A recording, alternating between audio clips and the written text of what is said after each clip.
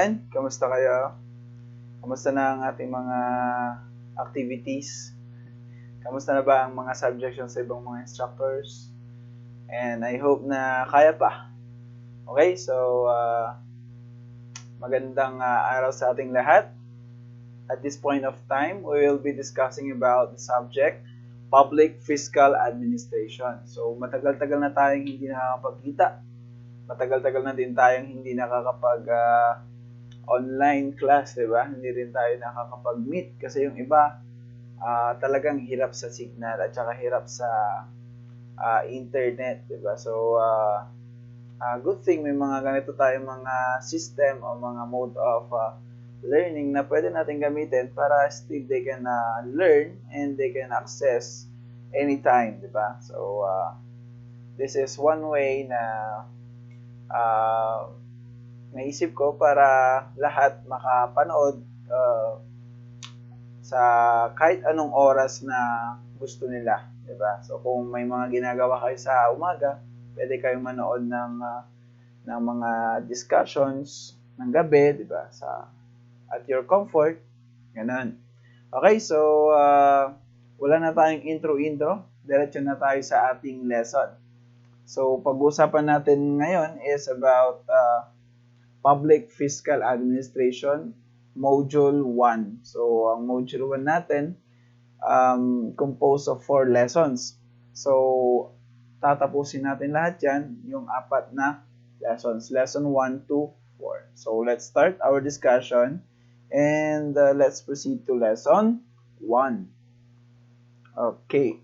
So, for Lesson 1, we will be discussing about the nature and scope of Public Fiscal Administration. So, ano nga ba ang Public Fiscal Administration? As you can see, it refers to the formulation, implementation, and evaluation of policies and decisions on taxation. What else?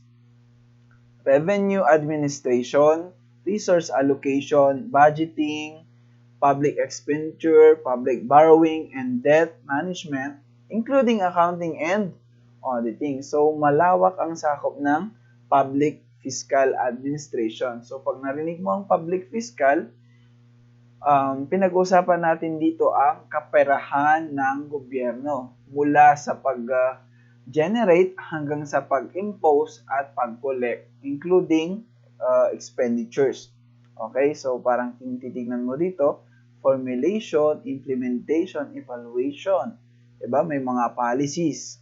So, speaking of policies, later on pag-usapan natin ng fiscal policy formulation.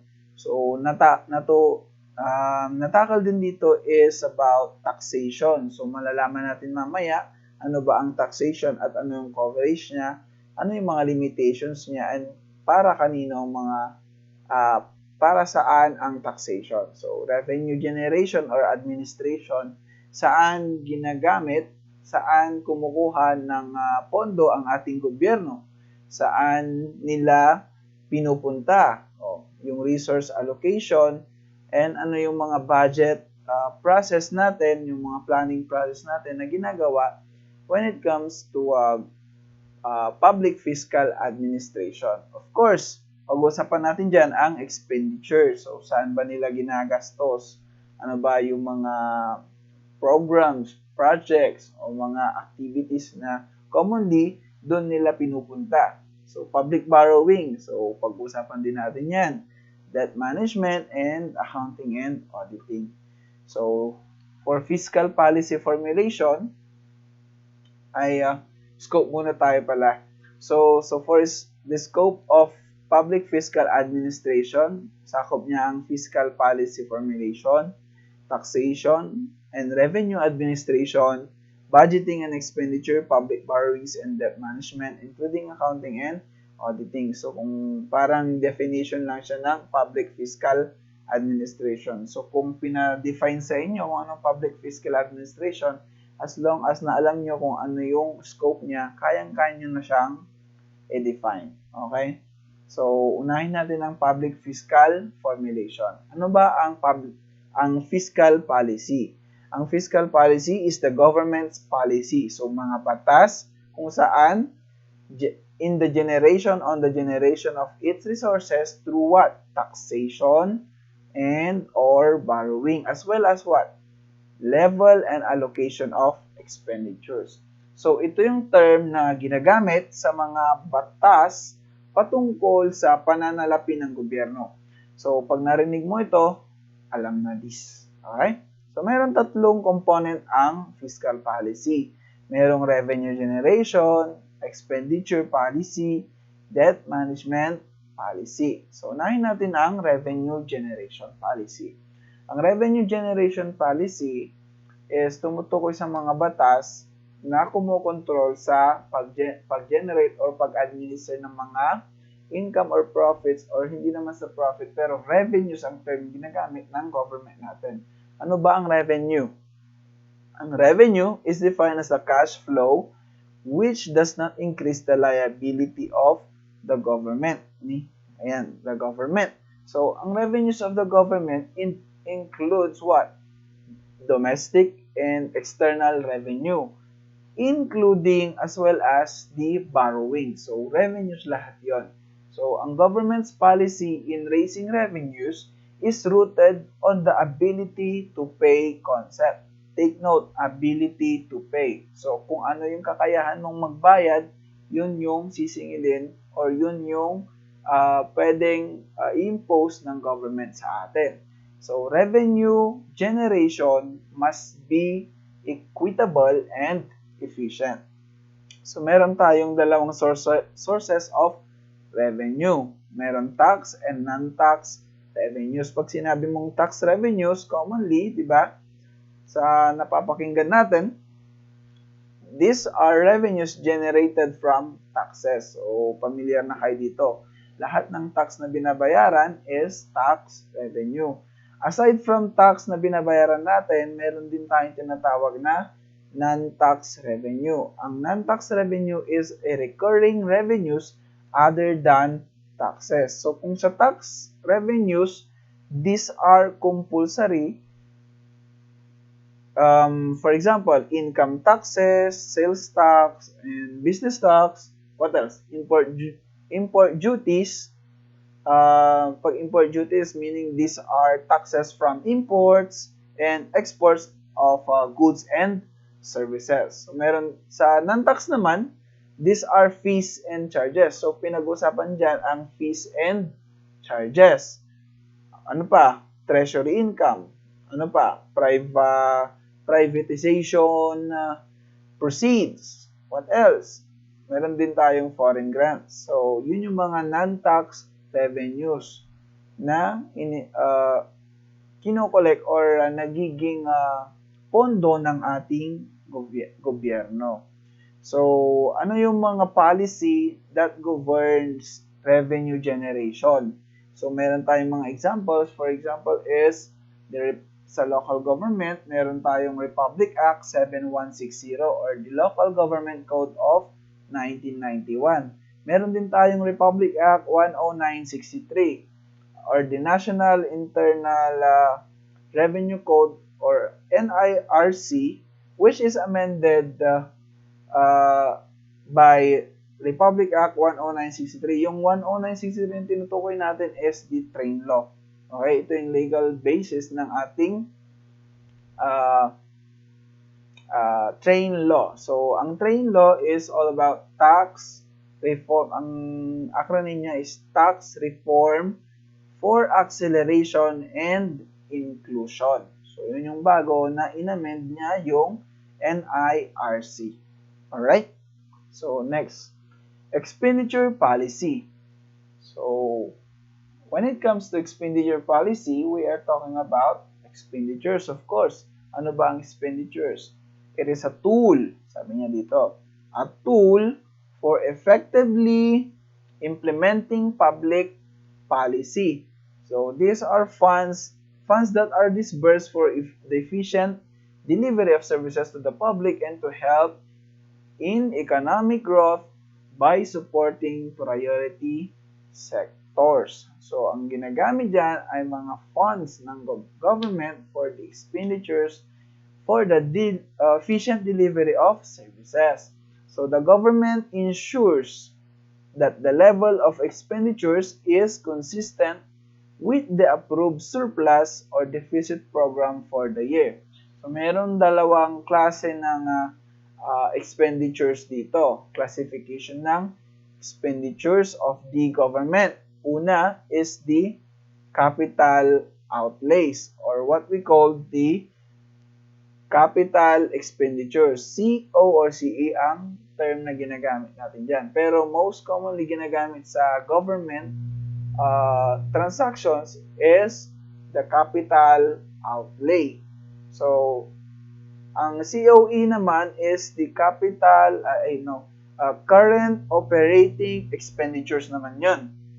So, meron siyang dalawang component. Merong personal services, meron ding maintenance and other operating expenses. Yun naman yung mga term na ginagamit natin when it comes to expenditures. So, kung pupunta kayo sa budget office ng isang LGU o kaya sa isang agency, makikita nyo yung mga term na ganito. Ibig sabihin, ito yung mga gastos o mga pinaggagastusan ng ating agency, ng isang agency para sa pag-provide ng services to the public that help in economic growth by supporting priority sectors. Ano yung mga priority sectors natin? Later on, pag-uusapan natin dyan. Question, ano yung mga policies that governs expenditures of the government? We have first the PD 1177 or the Budget Reform Decree of 1977. Meron din tayong Executive Order number 292 or the Administrative Code of 1987. So, meron din tayong National Expenditure Program or NEP na nagpro-provide ng mga detalyo, parang ang nilalaman niya is about the details of spending for each department and agency by program, by activity, or project. So, in other words, ang program, project, activity, or PPA. So, and it is submitted, yung National Expenditure Program na ito, which composed the programs, projects, and activities, or the PPAs, is submitted in the form of what? Of a proposed GAA. So, yung GAA is General Appropriation Act. So, yun na yung pinopropose natin para pumasok sa budget proposal and it became a policy. Okay? So, we have also the BESF. Ito, BESF. Ang BESF or the Budget of Expenditures and Sources of Financing is mandated by Section 22, Article 7 of the Constitution. So, ang laman naman nito is the macroeconomic assumptions, public sector context, what else? Breakdown of the expenditures and funding sources for the fiscal year and the two previous years. So, yun ang BESF. So, next tayo.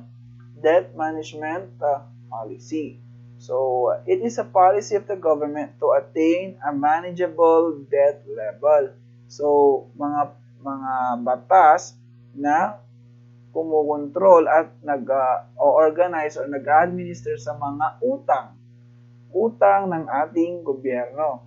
So, this is one way where the country can afford to pay its maturing liabilities.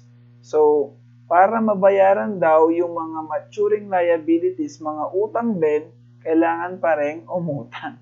Okay? Parang ganun yung analogy natin na may utang ka ngayon, magmamature na, kailangan ko nang magbayad, utang ako ulit sa iba para pambayad sa another utang.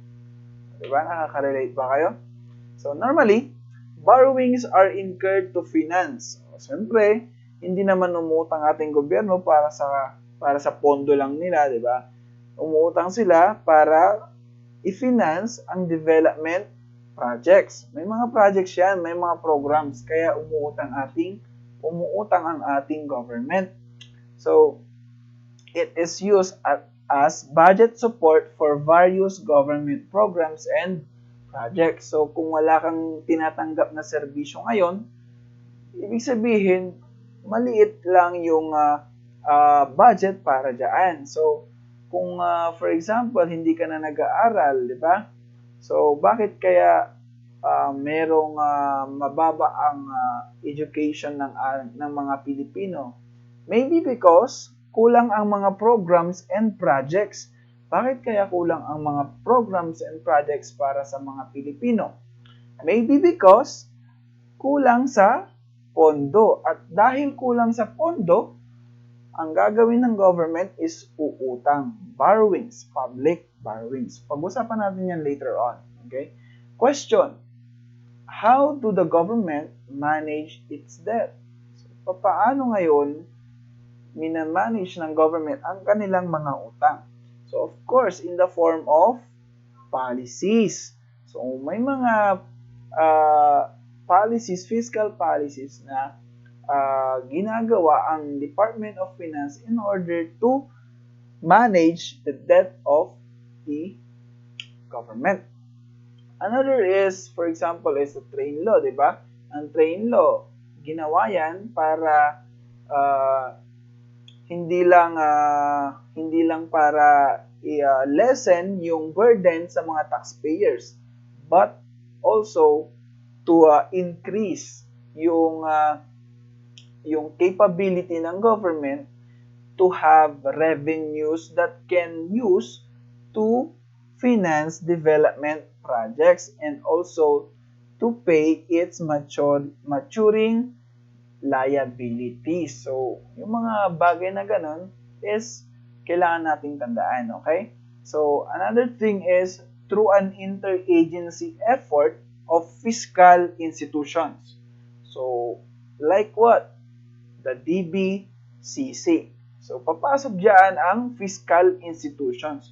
So, the government manages its debt through fiscal institutions, through fiscal policies provided by an interagency effort of fiscal institutions. Ano yung mga fiscal institutions natin?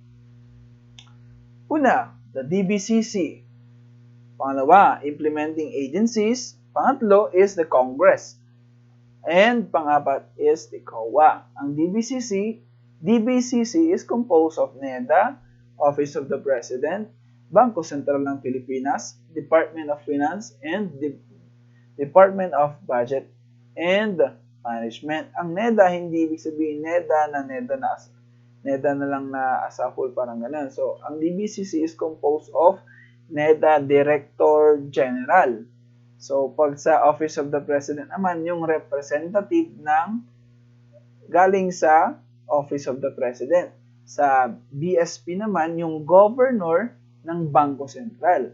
Sa DOF at saka DBM, yung mga secretaries nila. So, secretaries of Department of Finance and Secretary of Department of Budget and Management. So, implementing agencies. Siguro familiar naman kayo kung ano yung mga implementing agencies natin, di ba? So, ito yung mga administrative instrumentalities or agencies of the government. So, pag may mga department, mga ganun, so commonly, pag may Department of Education, Department of blah blah blah, so madami, di ba? Mga bureaus, lahat yan implementing agencies of the government or what we call administrative agencies.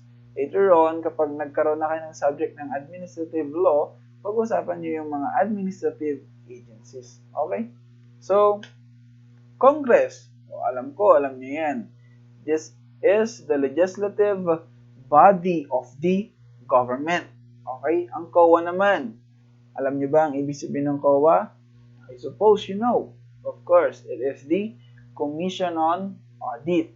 they prepares annual financial report of the government. So itong mga fiscal institution na ito, they follow certain process or certain cycle in terms of planning and budgeting. So ito na siya.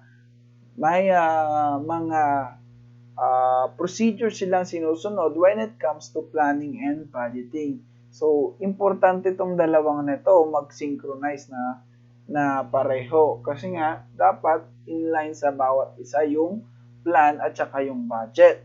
So, as you can see, under planning cycle, we have here the process, review existing plans, undertake planning, what else? Mobilize resources and implement plans.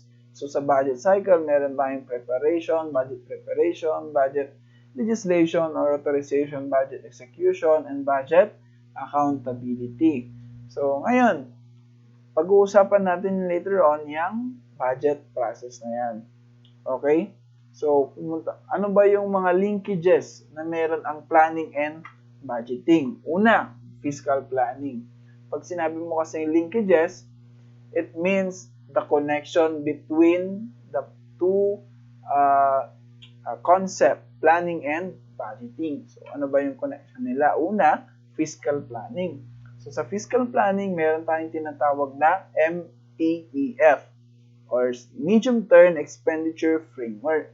It is the key instrument for translating strategic priorities. So, ano ba yung mga priorities ng government natin na pagtutuunan nila ng pansin para bigyan ng budget. Okay? So, it is a 3-year medium-term budget. So, yun ang fiscal planning. Meron din tayong tinatawag na sectoral planning. Sa sectoral planning, meron tayong mga major sectors na priorities. So, una is social services. Ito yung mga major sectors natin.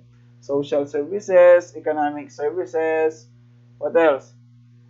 Public services, general public services, defense, net lending, and debt service. Okay? So, commonly, ang may pinakamalaking share of budget dito is yung social and economic services. So, yun yung may pinakamalaking budget na nilalagay. So, sa social, for example, is education. Diba? So, kung titignan ninyo, yung mga proposed budget natin for 2021. So, nakikita ninyo dyan yung mga social services na with regards or in terms of education, health, what else? Social welfare. Diba? So, sa economic naman, meron dyan yung tourism. What else? Agriculture and trade industry. Communications, at iba pa. Okay? So, regional planning naman tayo. So, sa regional planning, it is the coordination between the RDCs or the Regional Development Councils and the LGUs. Ang Regional Development Councils composed of all regions. So, nandyan na yung mga pagpupulong, mga group of administrators from different regions.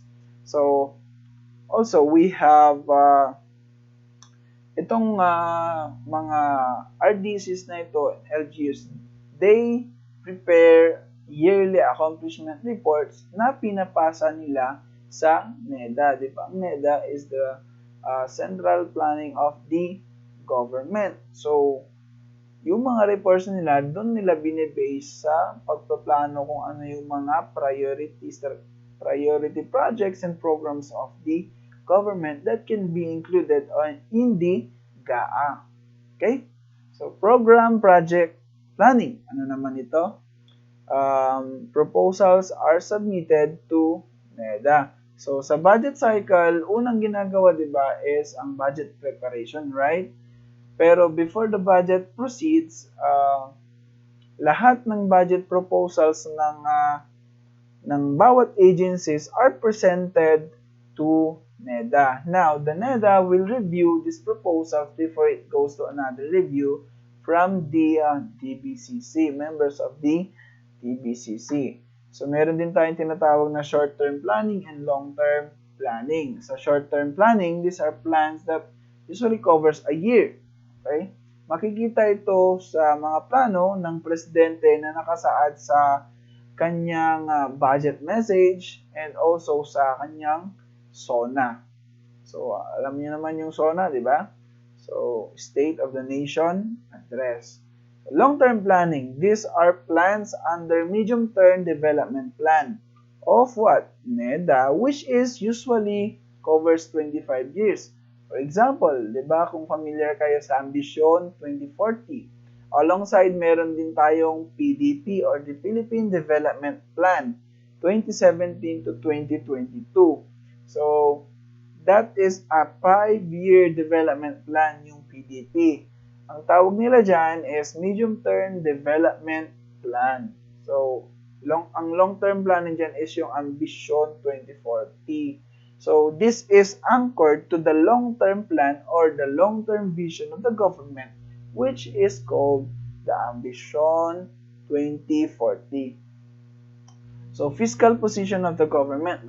Lesson 1 pa lang tayo Ayun ba nabi to? So, malapit na tayong matapos sa lesson 1. So, we have for fiscal position. So, nasaan ang ating government when it comes to fiscal administration. Meron tayong tinatawag na surplus or budget surplus, balanced budget, deficit or budget deficit. So ngayon, ang budget surplus, kung makikita nyo dito, mas mabigat yung taxes kaysa yung expenditures. Yung taxes na tinutukoy natin, ito yung mga revenues. Yung revenues natin na nakokolekt ng government, mas marami yung revenue kaysa expenditure. So, of course, kung mas malaki yung capital, mas malaki yung budget, syempre magkakaroon ng surplus o yung excess niya is tinatawag na surplus. Okay? Budget, surplus. Kapag pantay lang naman, ito yung income, kunyari for example, sa salary natin is 20,000, ang budget naman ang budget mo naman is for a month is 20,000 din, magkakaroon tayo ng balanced budget. So, ganun din sa government. Kung pareho yung timbang, balanced budget ang tawag yan. Common sense na yan. Makikita nyo lang. Makikita nyo naman, di ba? So, taxes or the revenues na nakokolekt ng ating government versus the expenditure, magkakaroon tayo ng budget deficit kapag mas marami yung expenditure kaysa yung income or yung revenue ng government. So, magne-negative siya. Dito, magpa-positive. Dito, equal lang. Okay? So, question. How do the government manage budget deficit? Paano minamanage ng government natin kapag mayroong negative? Pag negative ang budget natin. So, paano kaya?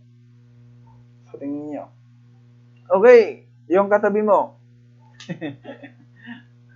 Hindi lang. Yung katabi ko na lang. Sige. Una, public borrowing. Kung kulang ang pera, kulang ang pondo ng government para tustusan ang gastusin ng government, syempre, uutang sila. Diba? Parang tayo lang din kapag kulang ang pera natin at marami tayong mga babayaran, marami tayong mga expenses, marami tayong kakainin, ibig sabihin, may budget deficit tayo. So, anong ginagawa natin? Umuutang.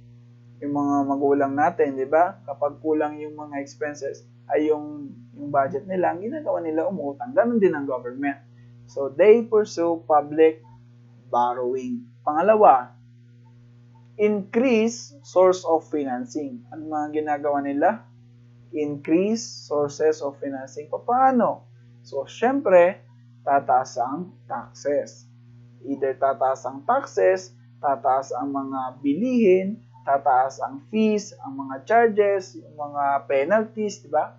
So, habang tumataas yan, dumadami din, bumibigat din yung revenues ng government until ma-achieve nila yung balanced budget. Okay? So, until kapag sobra yung na-collect na nila, magkakaroon tayo ng budget surplus. So, ang target is to maintain budget surplus. Ano pa yung mga paraan ng government in order to manage its budget deficit? Pangatlo, budget cutting. So, paano ito? The expenditures, ikulat tayo, adi. Basta talaga. So, nagtangkan eh. Nagtangkan din expenditures tayo. Alright. So, expenditures will be reduced. So, para ma-manage o kaya ma-control ang budget deficit, babawasan ngayon ng government ang kanyang expenditure. Ang kanyang mga program, mga project, and activities. So, kapag binawasan niya yan,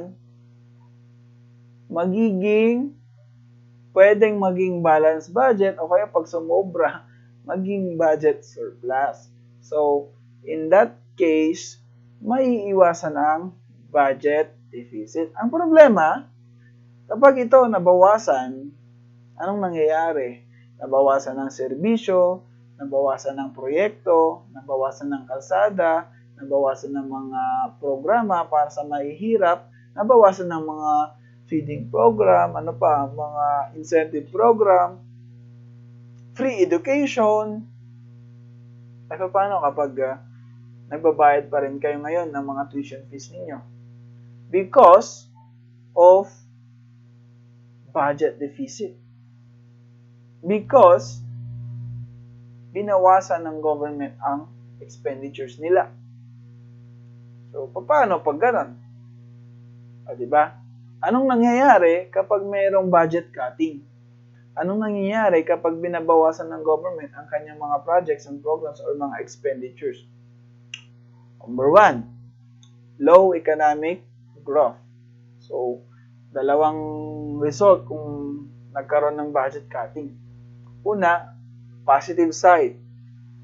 Ang unang positive side, it will reduce budget deficit. So, syempre, kapag nagbawas dito, mababawasan yung budget deficit natin. Good thing yan. Positive yun. Ngayon, ang negative is bababa yung ekonomiya. Tataas ang demand, bababa ang supply. Ngayon, ang nangyayari, tumataas ang import, bumababa ang export. So, ang income ng government, lalong bumababa. Diba? So, anong nangyayari? There is a low economic growth. Okay? So, ngayon, anong dapat gawin ng government? Ano yung pinakamagandang dapat gawin ng government?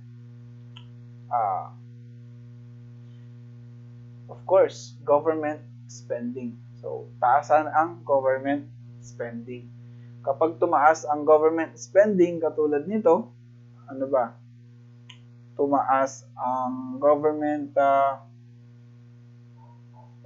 pag tumaas ang government spending, tataas din ang lalaki ang mga programs and projects and activities ng government, tataas ang ekonomiya, magkakaroon man ng budget deficit, ang gagawin ng government is to control through what? Public borrowing. So, uutang ngayon ang government in order to finance its programs, projects, and activities. So, in that case, yung ekonomiya natin is magiging stable and pwedeng mag-increase, maging inclusive, pataas. Okay, so, ganun ang pwedeng mangyari. So, nasa economics na ba tayo? Pinag-usapan pa naman natin ng budget. Okay. So, ano ba ang impact ng budget deficit? Sa tingin ninyo, kapag mayroong budget deficit, ano yung mga impact. So, pinag-usapan din natin kanina, di ba? Tataas ang bilihin, tataas ang tax, tataas ang interest rates. Diba? Bababa ang ekonomiya. Yun. Next, punta na tayo sa lesson 2. So, sa lesson 2, we have constitutional and legal framework of public fiscal administration. So, sa pag sinabi kasi natin mga legal framework, ito yung foundation ng public fiscal administration. Ano ba yung basehan natin kung bakit merong fiscal administration? So, of course, Constitution. So, sa Constitution mismo, nakasaad ang kung paano i-manage ng government ang kanyang kaperahan. So, in the 1987 Philippine Constitution, Article 6, Section 24 and 29, and Article 8, Section 22. Sa legal framework naman, we have EO 292, Administrative Code of 1987, PDU 1445, Government Auditing Code of the Philippines, and RA 7160, or the Local Government Code of 1991, and also the Republic Act 9184, the Government Procurement Reform Act of 2003. And of course, meron din tayong mga executive orders, administrative orders, statutes, or mga laws, and memorandums. Okay, so yun yung mga basehan bakit merong public fiscal administration. There are major components of public finance. So, una, taxation. Major components.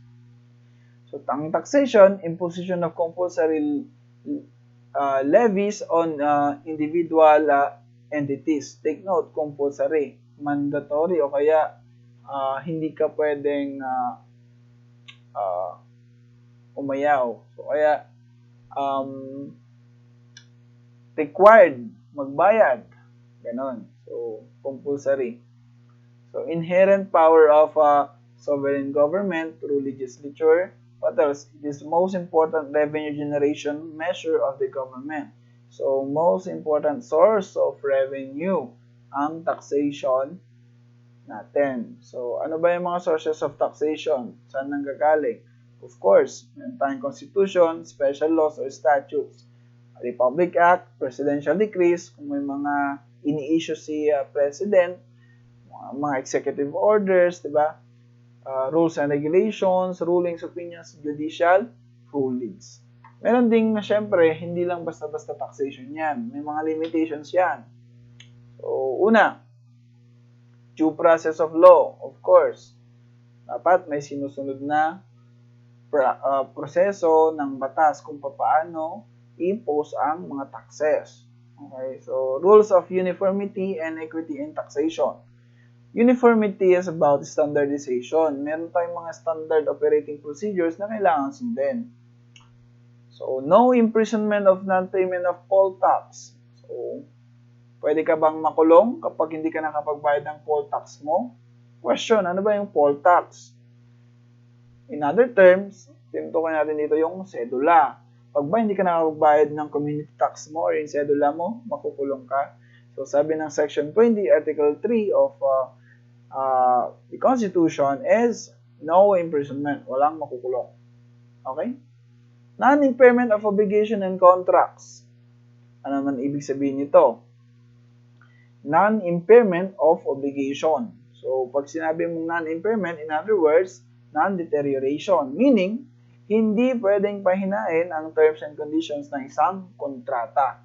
According to Section 10 of the Constitution is no law shall be passed impairing the obligation of contracts.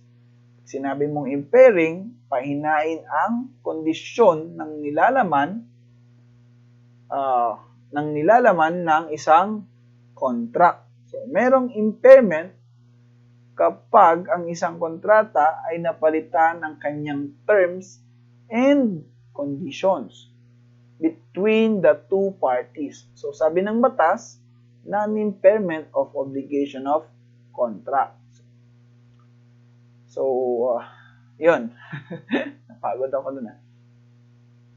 So, prohibition against infringement of religious freedom. Infringement sa Tagalog is paglabag. So, bawal labagin ng karapatan ng tao when it comes to his religious freedom. So, prohibition against appropriation for religious purposes. What else? Exemption of all revenues for exclusively for educational purposes. So, tax exemption to. Sa mga instrumentalities, government agencies na exclusively for educational purposes from income, mga ganyan. So, ayan. So, what else? Concurrence by a majority of all members of Congress in the passage of a law granting tax exemptions. Okay? Next, inherent limitation of taxation.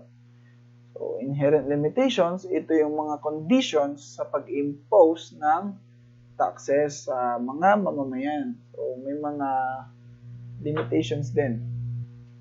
So, una, taxes may be levied only for public purposes. Hindi pwedeng for personal interest. Territoriality, the state may tax persons under its jurisdictions. So, under its jurisdiction, meaning, we are referring to, for example, foreign people within the country, di ba? Pag nasa loob ka ng bansa, you are bounded ng taxation under the fiscal policy of the country, whether you are a Chinese or Americans or any nationality. Pag nandito ka sa teritoryo ng Pilipinas, you are not exempted from what? Taxes. International committee. The property of a foreign state may not be taxed by another. Take note, property.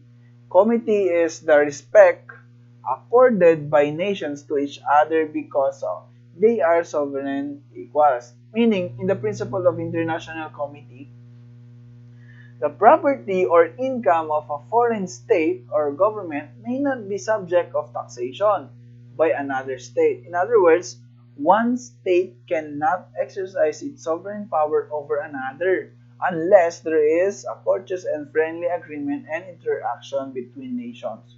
Siyempre, property ng iba, tataksan mo. Diba? Unless there is a courteous and friendly agreement and interaction between nations. Next, exemption. Ito na yung pinag-usapan natin kanina. All government agencies and instrumentalities are exempted from taxation. Bakit? Bakit hindi sila pwedeng mag-tax? Kasi the government cannot levy itself. Simple, syempre, itataksan mo yung sarili mo. Kung ikaw, yung nagpapatupad ng batas, tapos, ikaw din yung magtatax, parang alam mo yung sarili mo, tinataksan mo. So, hindi ka na. Okay. Non-delegation. Ano yung non-delegation? The power to tax, being legislative in nature, may not be delegated, subject to exceptions. Hindi siya parang trabaho lang sa isang ordinary position where you can transfer or delegate the responsibilities of that position. Hindi siya ganoon. Ibahin nyo ang taxation, okay?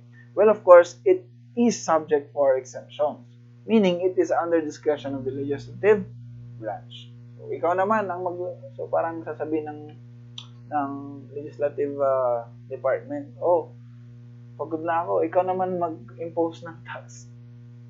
Hindi ganun. Okay? So, hindi nila pwedeng i-delegate yung responsibility or yung authority nila to the power of tax, to tax. Okay? Next one, budgeting na tayo. Major components. Second is budgeting. So, government budget or budget is a financial plan of government for a given period. Okay? So, budgeting specifies the programs, projects, services, and activities. Alam niyo na ito. Constitutional basis budgeting, meron tayong Article 6, Section 24 and 25 of the 1987 Philippine Constitution. Sa Section 24 kasi, sinasabi dyan na all appropriations, revenue, or tariff bills, increase of the public debt, bills of local application and private bills shall originate in the House of what? Representative. But the Senate may propose on concur or concur with amendments. Sabi naman ng Section 25, Article 6 states that the Congress may not increase the appropriations recommended by the President for the operation of the government as is specified in the budget. The form, content, and manner of preparation of the budget shall be prescribed by law. Okay? Next. Ay, budgeting pala tayo. Formulation of budget. Ito yung budget process natin. So, pinag-usapan natin kanina. Budget cycle. Preparation.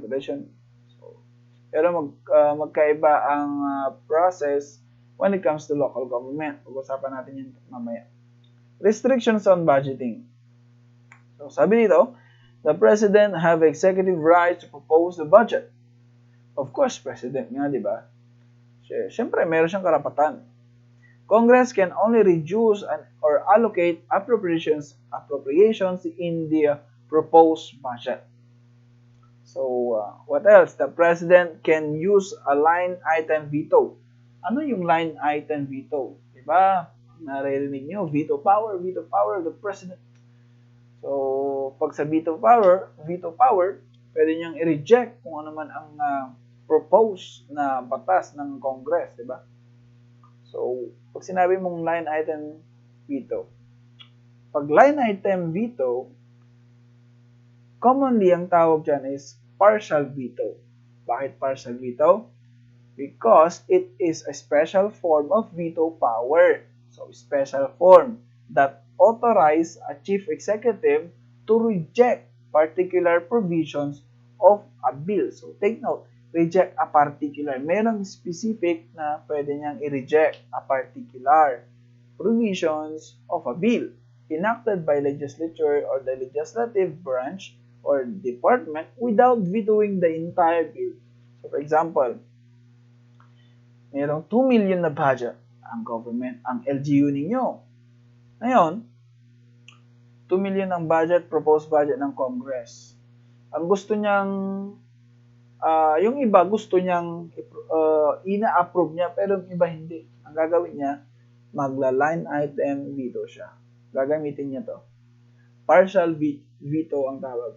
Ang common na tawag dito. So, yung kalahati or yung 1/4 ng proposed budget can be vetoed, rejected, or palitan, but the other can be continued. So, ganun ang line item dito. Highest allocation of education, what else? Separation of state and church. So, mga principles of government. Alam niyo na to. Special funds are for special purposes only. Okay? Common sense na yun. What else? Accounting and auditing. So, sa accounting and auditing, an art of recording. So, alam ko may mga subject kayong government accounting. Familiar na kayo dito. So, auditing, sa accounting, marami debit, credit, COVID. Debit, credit, mga ganun, di ba? So, mga T-balance, T-accounts, mga nakalagay dyan, ledgers. Yung mga yun. So, mga ginagawa ninyo. Recording, take out recording to. So, more on susulat ng mga transactions, ng mga expenditures ng government, including revenues, ganyan. So, kaya nga meron tayong mga agencies when regards to accounting, di ba? Auditing. It is the examination of information. Examination. So, ibig sabihin, magte-test sila. Joke. So, ibig sabihin, mag-o-audit sila. From the word itself. Mag-e-evaluate sila. I-assess nila lahat ng information with regards to this kind. Accounting, yung mga nirecord nila. na items of money and transaction. So, i-audit nila kung tama ba yung napuntahan at saka kung yung mga projects and programs are in line with the budget. Okay. COA. Ano naman ang COA? Commission on Audit. It has the power, authority, and duty to examine, audit, and settle all accounts and expenditures of the funds and properties of the Philippine government. So, alam niyo na yan, lahat ng government instrumentalities or agencies ng government, merong COA, merong nag-audit. Kapag pumunta ng COA, nako, matakot ka na kapag dinisallow yung budget niyo. Okay? So, yan yung mga kinakatakutan ng ating mga agencies, including DINSO. Ha? So, kapag nagkaroon ng mga infrastructure projects ang isang institution at dinisallow yan ng COA, nako, lagot ang institution. Kailangan nilang ibalik. Okay? Kailangan nilang ibalik yung ginastos nila. Dinisallow in a sense na na-audit na, ay hindi pala dapat ito ginastos. Hindi pala dapat dito ginastos. Ang pondo merong paglalagyanan na dapat doon lang pupunta. So, naka-budget nga, di ba? So, dapat ganun. Di ba may mga auditor guys sa class officers sa mga klase ninyo? Nasa ng pondo, may mga treasurer, di ba? Tsaka auditor. Next is the constitutional provisions and legal basis. Sa constitutional provisions and legal basis,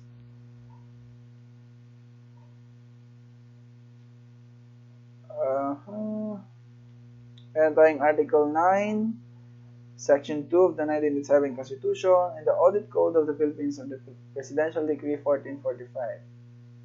Lesson 3 na tayo. Malapit na. Okay, so the development of public finance institutions. So, nasa module niya.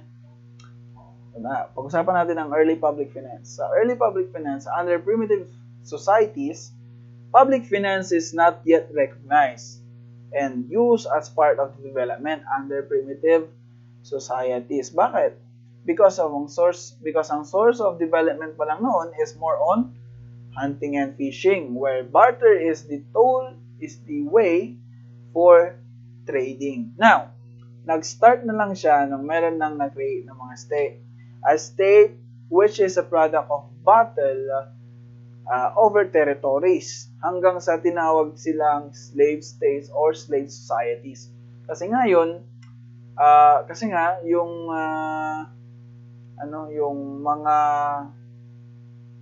natalong bansa became slave of the victorious country. Siyempre, ikaw yung nanalo, i-slave po kita ngayon kung ikaw yung talo, di ba? Ganun yun. Back then, we are part of these slave societies. Ganon din tayo dati, naging part tayo ng slave societies. Kasi nasakop tayo ng iba't ibang bansa like Japan and America. So, during this time, we are called slave societies. Slave societies in here is that the states were under the initial stage of formation under the slave empires, wherein public finance was characterized by enormous public expenditures for defense. So, dito sila nakafocus.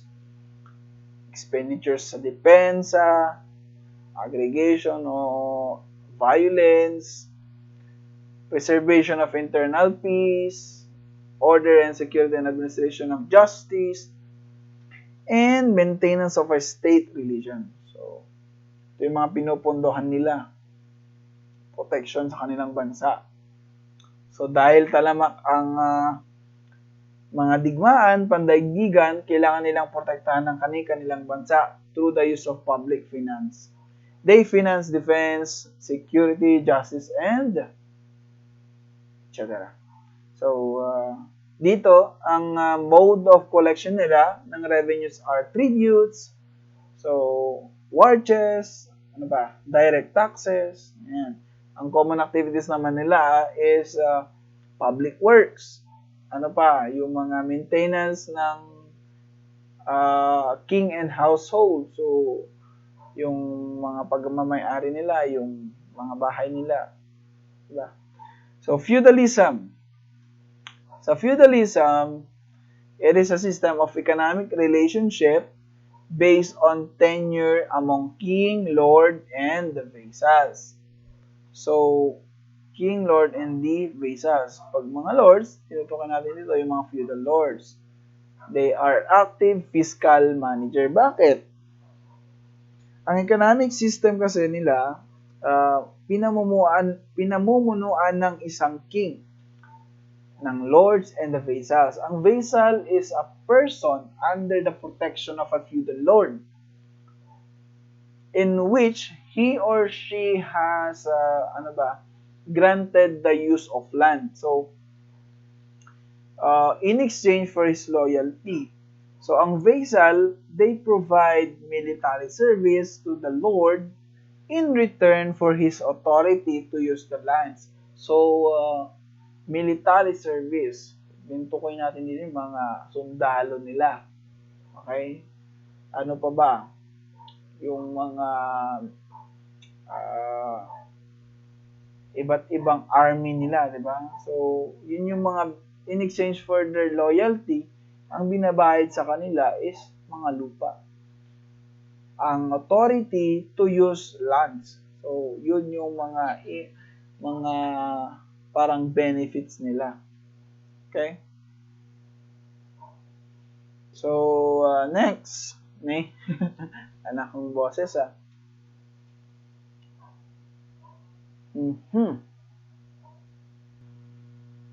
Central government.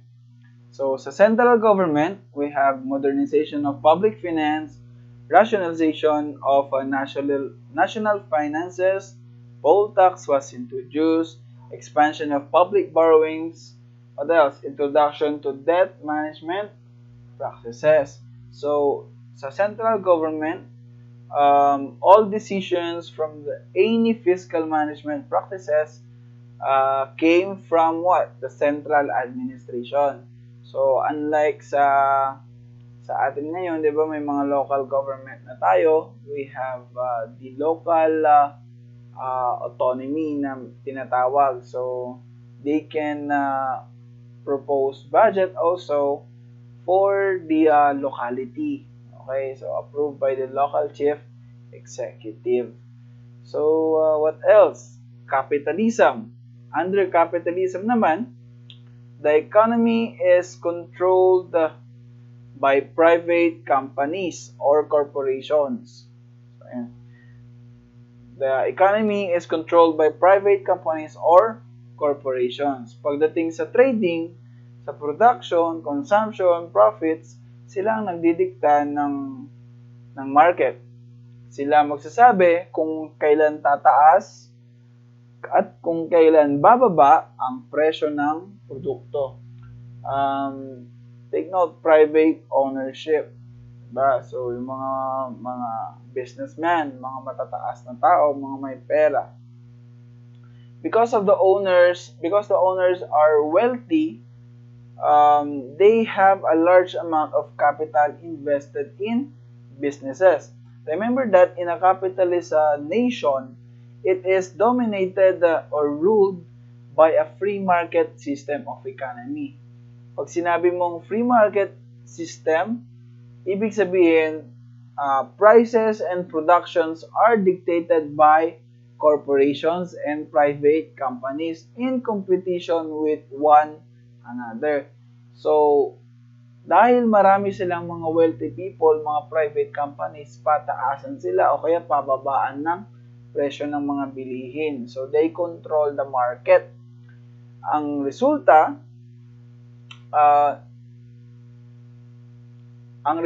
or effect sa mga mamamayan ay depende sa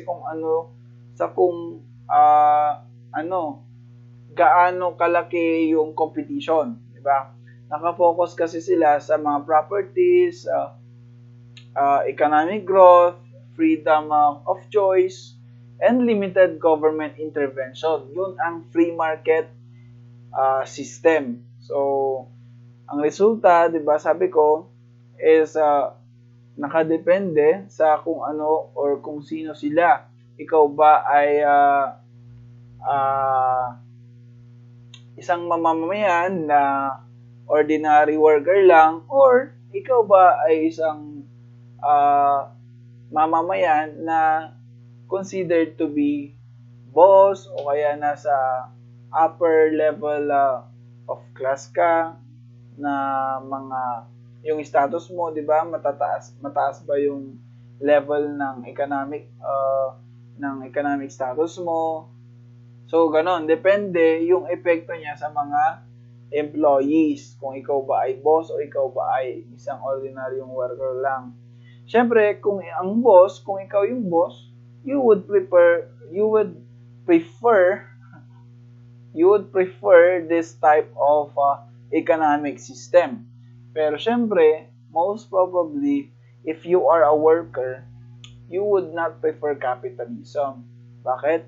Most critics on this system is that it is a huge driver of inequality, both social and economic.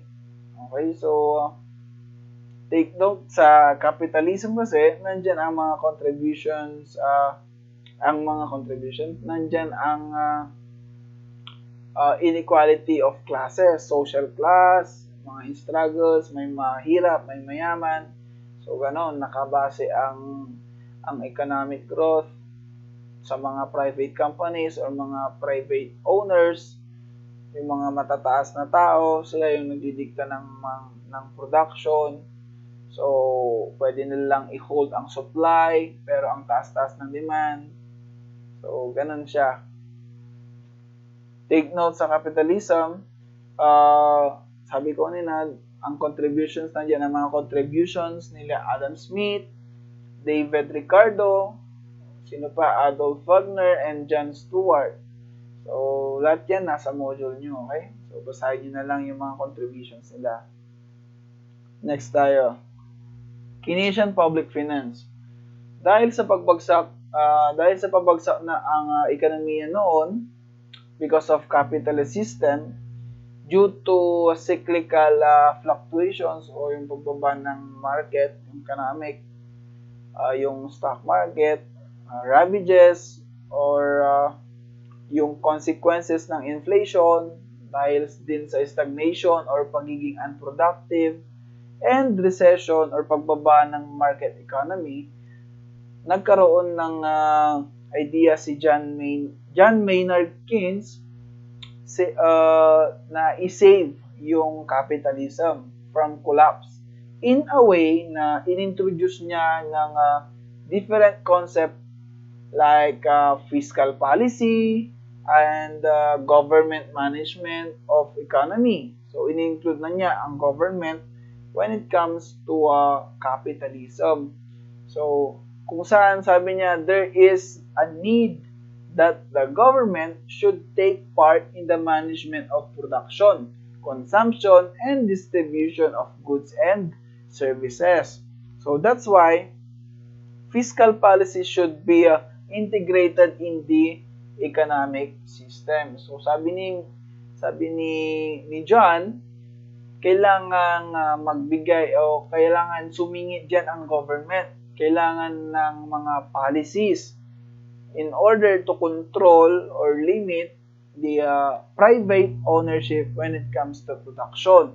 So, meron ng mga restrictions. Yun yung proposed or yung mga ideas ni John Maynard. So, that's why fiscal policies is integrated in the economic system. Kailangan ng batas para i-control ang market economy ng bansa. In that case, private ownership sa capitalism still exists.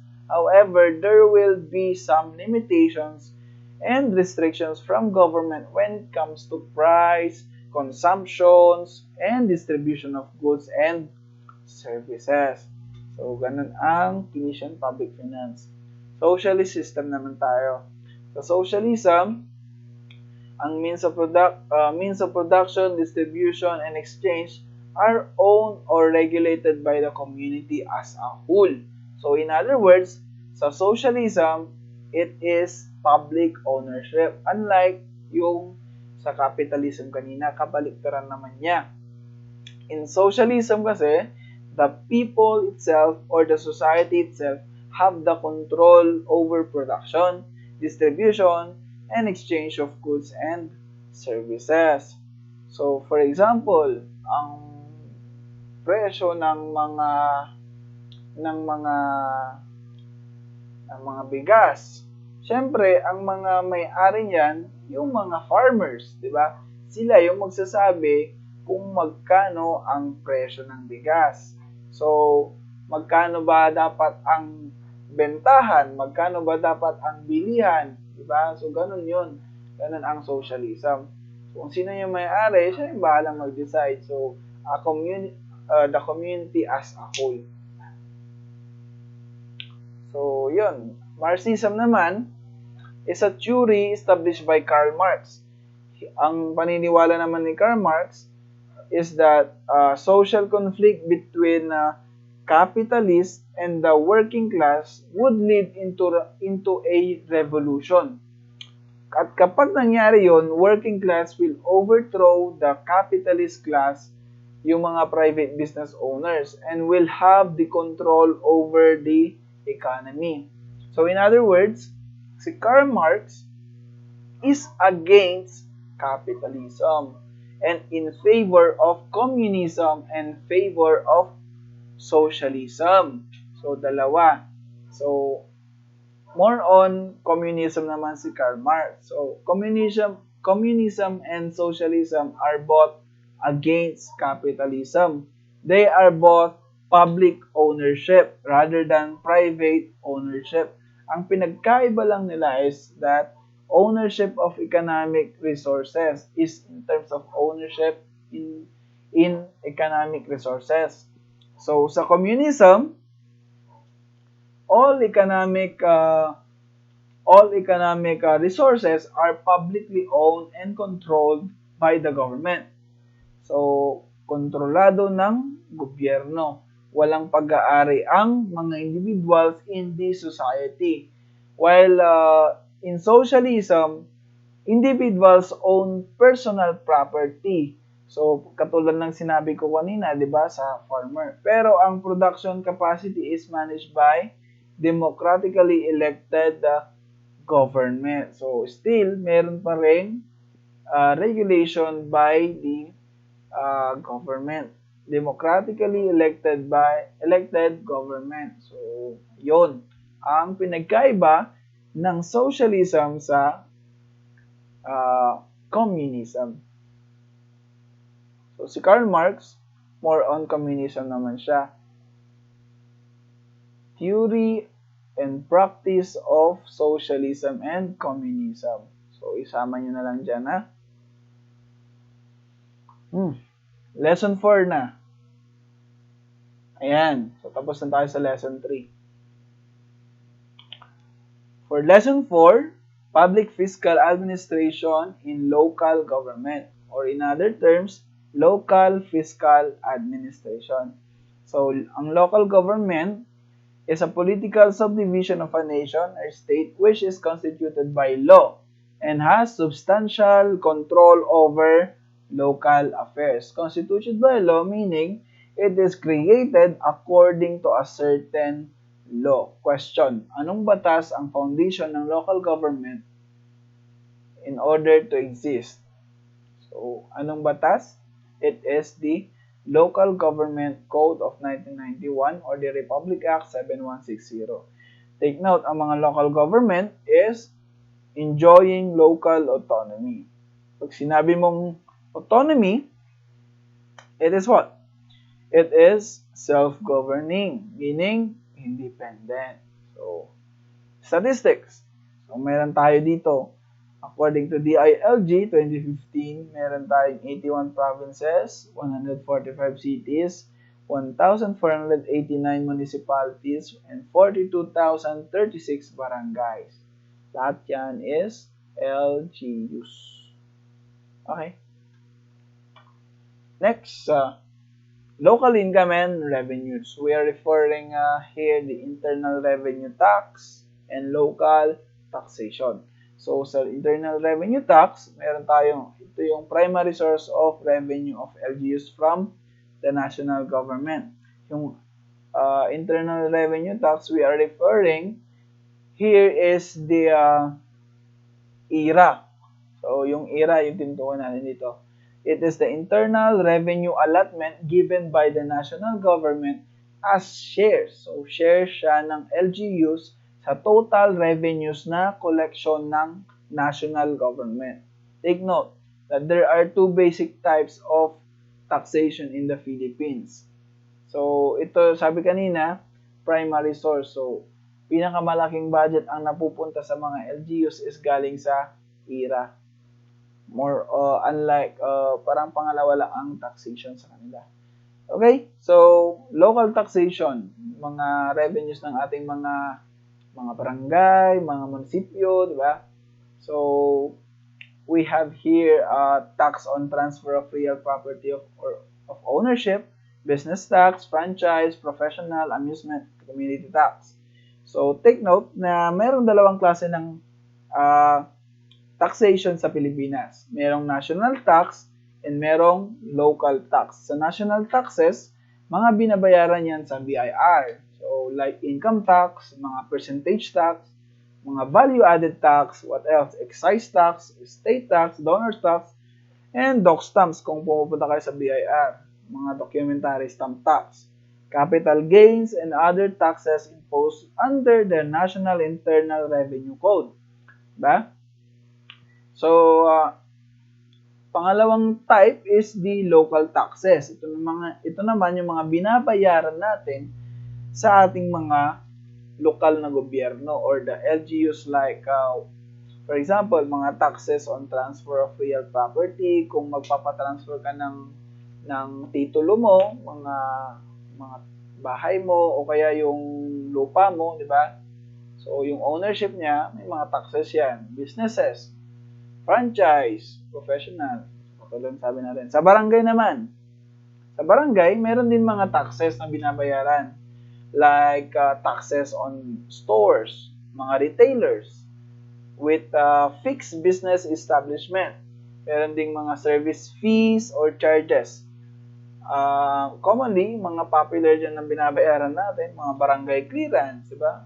And other fees and charges on commercial breeding, of fighting cocks, yung mga palutan, diba? So, cockfights, may mga taxes yan. Admission fees on recreation places. So, sa mga resorts, may mga taxes yan sa barangay, mga binabayaran din sila. So, mga entrance, so kaya nila dinadagdag yung mga entrance fees, di ba? So, kasama kasi yan sa binayaran nila sa mga barangay. So, pinupunta din sa atin. business is business, di ba? So, billboards, mga ganyan. Kung may mga billboards sa inyo, yung mga may-ari niyan, binabayaran din yan sa mga may barangay. And signboards, and other outdoor advertisements. Okay. So, next is fundamentals of taxation, local taxation. Uniformity. So, there should be standardization of taxation where fiscal policies are established. Malawa, equitable and based on ability to pay. So, dapat equal to all and based on the ability of the taxpayer to pay. So, hindi naman niya kaya, bakit mo sisingilin, di ba? So, sobra-sobra naman.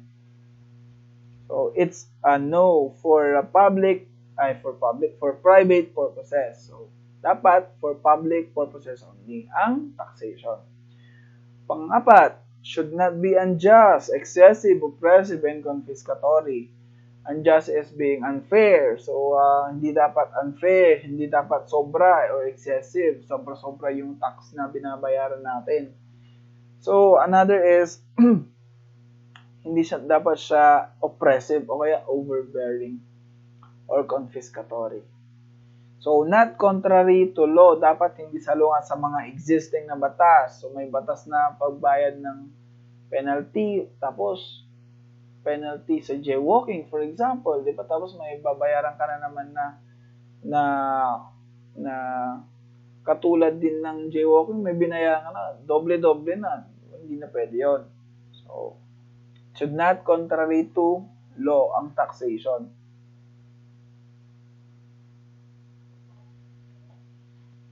Okay, so pang-anim. Collection shall not be administered by private person, of course. Siyempre, sino ba ang pupunta sa inyo para maningil na, oh, ako na magbabayad, parang ganun. Magbayad ka sa akin na private person, hindi pwede yun. It should collected by a public official or employee, not a private person. So, kung yung mga kuryente ninyo, for example, mga taxes ninyo, kung magbabayad kayo, pwede naman i-collect yan, but a public person. So, public person, ibig sabihin, empleyado ng gobyerno. Okay, hindi kung sino-sino lang. Okay, so, solely to the benefit of the LGU levying the tax, of course, for the benefit of the LGU, not by the other LGU. Siyempre, tapos, what else? Subject to disposition of LGU, LGU shall evolve a progressive system of taxation. Pag sinabi mong progressive system of taxation kasi, it simply means that the higher your income, the higher your tax you must pay. So, yun yung sistema ng taxation na sinasabi niya when it comes to local taxation. Next, local budgeting. Itong mga to, dinagdag ko na lang sa discussion para at least meron kayong background when it comes to local fiscal administration. Sa module nyo, hindi siya masyado na i-discuss or na i-add. Pero, may mga discussions din tayo dyan when it comes to local budgeting. However, we can understand it through this discussion. So, pag-uusapan natin ngayon. Ang local budgeting is local budget is allocated earmarked for the implementation of various government programs. So, familiar naman kayo dito, di ba? When it comes to budget process, inulit natin kanina may apat, di ba? Budget preparation, authorization, implementation, and accountability when it comes to the national government. Sa local government, merong 5. Okay? So, budget preparation, authorization, budget review, budget execution, budget accountability. Para malaman ninyo kung ano ang mga ginagawa dyan sa loob ng budget preparation, sa authorization, review, execution, i-visit nyo itong site na ito. Okay? ULAP. Organization yan. So, para mas maintindihan nyo ng mas detalyado, doon nyo na lang basahin kung ano yung, nakatagalog din siya eh. So, yun, for your reference, okay? Include nyo siya. Next, local accounting and auditing. So, sa local accounting, it is managed by LGU accountants, of course, mga treasurers. Hindi pwedeng managed by the administrative aid. Diba? So, mga accountants dapat, mga treasurers. So, they maintain separate books. So, gumagawa sila ng mga books, mga libro, mga accounts para sa na hawak nila. So, ang deposit accounts nila dapat nasa banks. Preferably government-owned using the name of the LGU. Hindi yung pangalan nila. Okay? Dapat yung pangalan ng LGU. No profit shall be made out of public money. So, walang dapat na profit na ginamit ang public money. Okay, so summary of income and expenditures shall be posted and accessible to at least 3 conspicuous places in the LGU. So, kung titingnan nyo, pupunta kayo sa munisipyo ninyo, meron dapat mga summary of income and expenditures of your LGUs, at least 3 conspicuous places. So, local auditing naman tayo, it is managed by COA. So, may mga COA tayo sa bawat LGU. na nag-audit sa ating mga local government when it comes to their transactions, operations, expenditures, and revenues generated within their territorial jurisdiction. So, they check all books, accounts, papers, cash in the LGU, and they inspect it for transparency and accountability. Okay? Question. Tanong ngayon, can local government units allowed for a local borrowing? Pwede ba silang umutang? The answer is yes. Yan ang sabi ng batas. Under local government code, the LGUs may contract loans, credits, and other form of indebtedness to finance the program, project, and activities subject to terms and conditions agreed upon by the LGU and the lender. So, every loan must comply with the requirements set by the DOF. So, may mga requirements yan, may mga limitations yan na sinet ng DOF, tapos ng BLGF, Bureau of Local Government Finance, and the Bangko Sentral of the Philippines. Bangko Sentral ng Pilipinas, BSP. Okay, so all loans approved by both parties shall be ratified through an ordinance. So lahat ng uutangin o kaya public borrowing, local borrowing ng mga LGUs shall be ratified or approved through an ordinance. Okay, so approved by the majority of the Congress or the legislatures in the local government.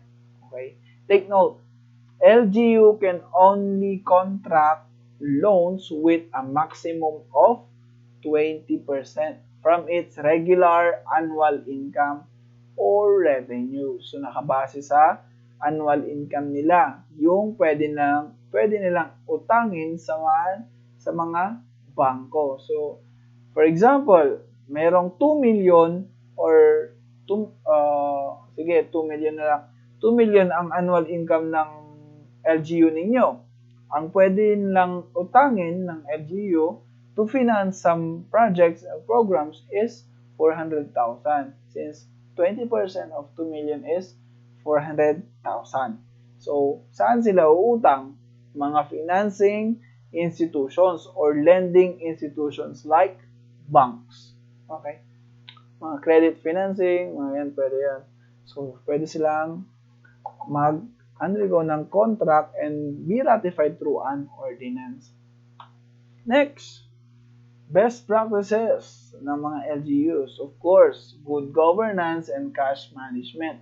Sa good governance, siyempre, may ang mga LGU ninyo, dapat may mga good governance sila, di ba? So, maganda yan sa pag-administer ng ating mga pondo sa lokalidad pag may mga SEAL sila. So, ibig sabihin, wow, efficient sila when it comes to administration of public funds with high demand of standards in integrity, transparency, and accountability.